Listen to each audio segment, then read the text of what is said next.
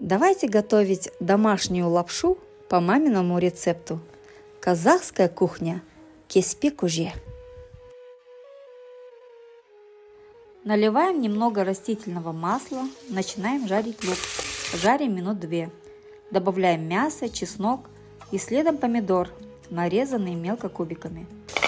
Жарим вначале на сильном огне 7 минут, потом на среднем огне минут 15-20. Пора замесить тесто. На яйца добавляем соль, перемешиваем и добавляем просеянную муку. Замешиваем тесто.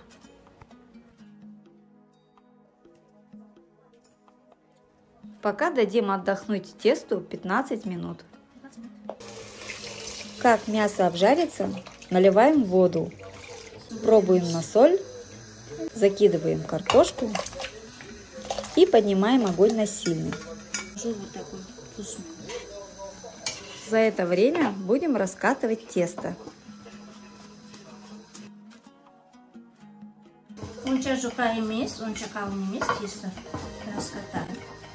Тесто должно быть не сильно тонкое, не сильно толстое.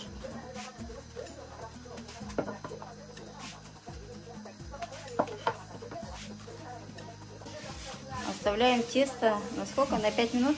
На 5-8, на 8 минут. Тесто обсушилось.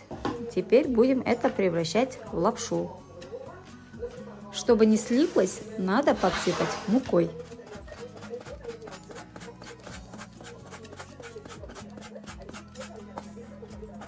Руками нарезанная лапша готова.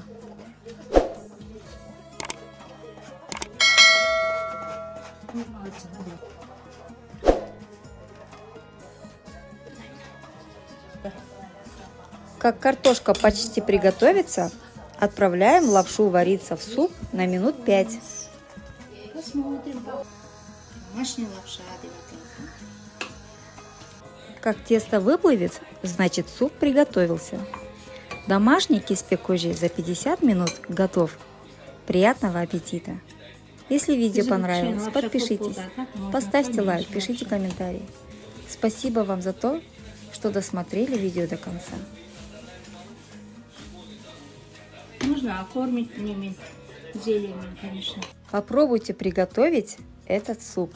Он очень сытный, вкусный, полезный. Я уверена, вам понравится.